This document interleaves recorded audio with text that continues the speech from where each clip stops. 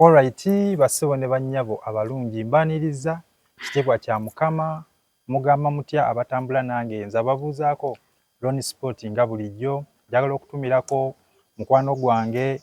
muganda wange Nannono Rebecca naye alikaawo mu film industry ka program kolunaku olwaleero kakuwoomere abafunye ebirungi bayozaayoza nammwe abafunye ebizibu Mukama Katonda ayongere okubagumya. Ron Sport nga bulijjo singa omwana ali eyo ng'akwegomba waka kiba oyinza okumuwa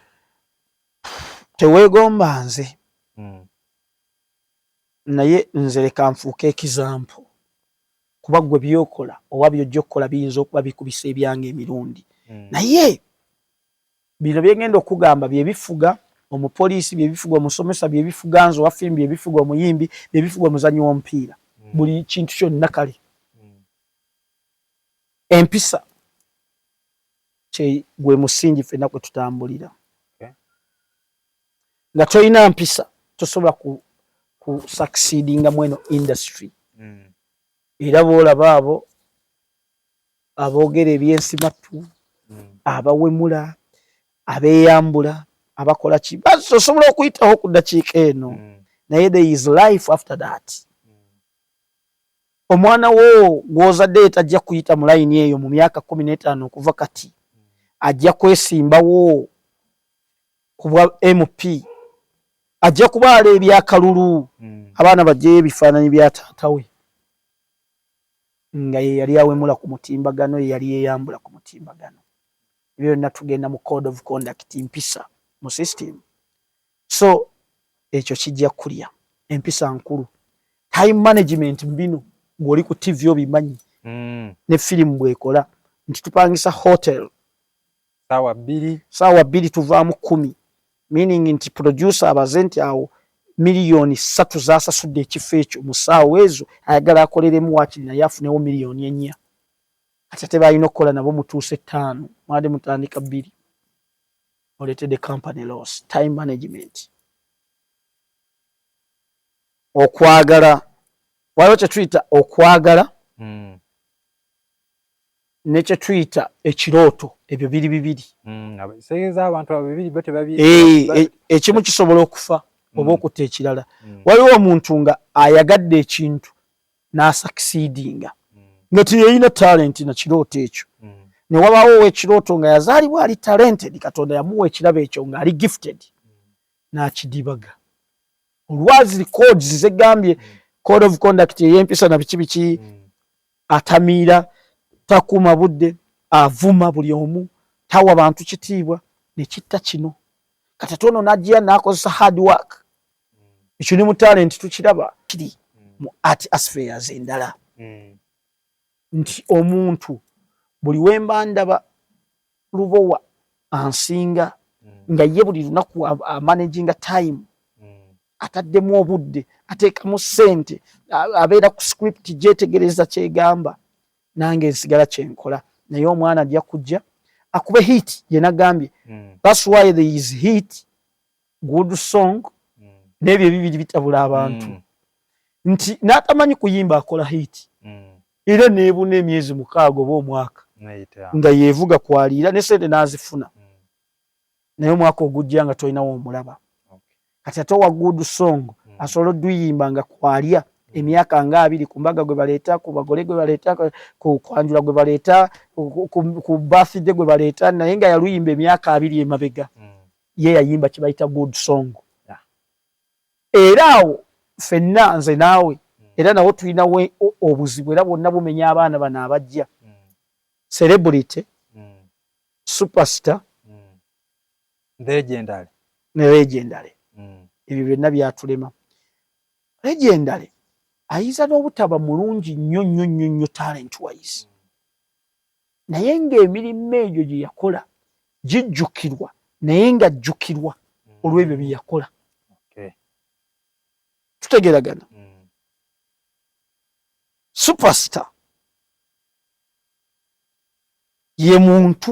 akola ebisukkulumu ennyo ku by'abalala mu kuvuganya kwe baba bavuganyizaamu okugeza mu mupiira Ryan Messi Ronaldo Thierry Henry abo bonna ba superstar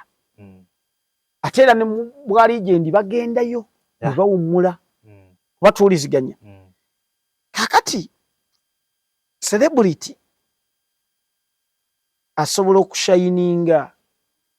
ekiseera eky'ebbanga eggere ekikyo kisobola n'okuggwako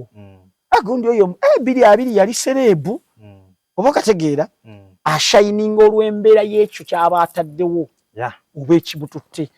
kati mwebale contrastinga ne events kuba wabaawo olumu akuwa omukolo gwe gwonna bafumbi n'obakolako n'okola ku batenti n'okola ku badisco n'okola ng'ayagala omukolo gwe gubeere purified so mbeebaza nnyo emikolo gyo neekansa bino bya firimu nsobola okugamba ndi muwewufu naye mu mikolo ndi muyitirivu. Mukolo ki gwe wali okozeeko abantu bali okoleddeko b'ogamba nti ono ye namukolerako? Emikolo nkoledde abantu bangi lwakuba nti bavaamu abatutumufu abatutumufu sinakolera nnyo bano abali mu limelight sina nnyo mpozi nakakolera mukyala abamuta Sumaya Kabeera Sweden yali muzanyi wa firimu lukulwe nakagukola awo ennaku ezo nina omusajja bamuyita Omulangira Ssemakokiro omu kwa serebu ku Ntebe Road wano nina abantu abali mu limelight sina bafuna nnyo lwa nsonga kati golabe ewammwe waka bw'otwalayo ebyuma bino byonna by'okwasiza programu eno teba kutrustinga nnyo kuba bakuze naawe bayomba naawe bakola biki ekyokubiri baba bamanyi byabwereere ne bagamba nti museemu amafuta agatika ebyuma bino nga famire kyokka nga ate oli gwe mugenda okuleeta agenda kutwala miliyoni 4 ng'osabye amafuta ga mitwalo 3 balaba nnyingi bagamba nti kati ekyo kye tufuna nti bano abaffe ennyo ennyo ate tebatuwa mirimu ndolwokuba betusaaga nabo betugira ki nabo kati ate abantu abulijjo bakasitoma baffe bo batwesiga ne batuwa emirimu ono bw'omukolera ye aba ayagala okole gwa bwereere otegera kyegamba naye nga wenkolera miliyoni 2 oba emu ekitundu yensola n'omugamba mpa amafuta ga mitwalo 3 era n'agaana wabaawo akubawo ajja kugira oyinza okusaaga biki so kati ekyo bwekityo bwe kiri mu mikolo sikoledde nnyo bantu bendi nabo mu layini y'emu bangi nakakolerayo nga 3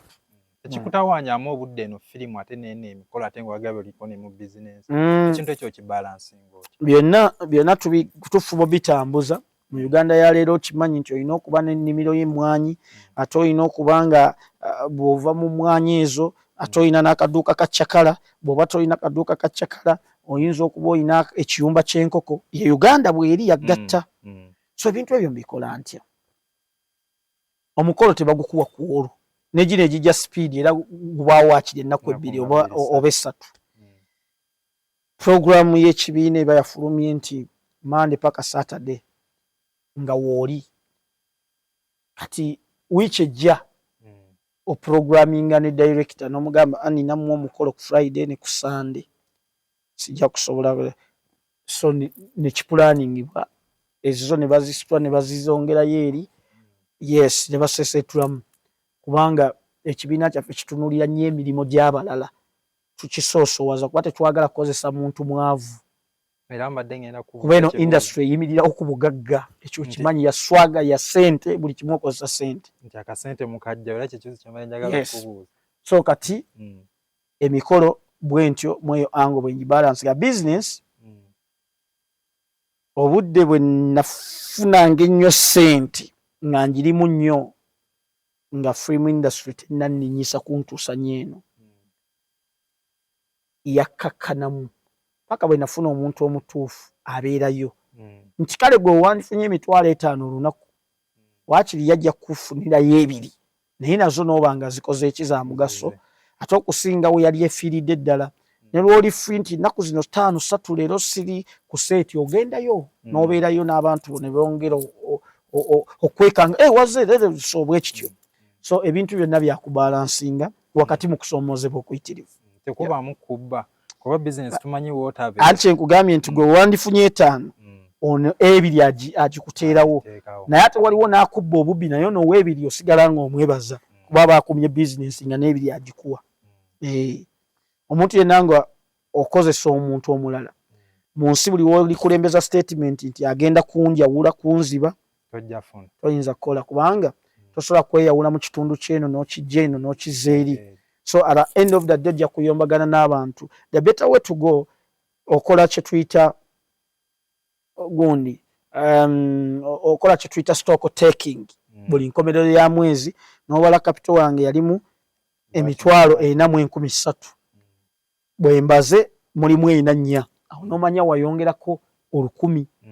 kati oba oyinza okubala nti buli capital wange mulimu emitwalo 4,300 ate ogenda okubala mu mwezi ogwo nga giri 2 omanyirawo nti sente okukyala ku mukutu guno gagadde. Nkusuubiza tulyanga bwe tunafunanga obudde njanga kujja tunyumyemu n'abantu. Nyongera okukowoola mwenna nga 25 omwezi gw'omusanvu. Singa omwana ali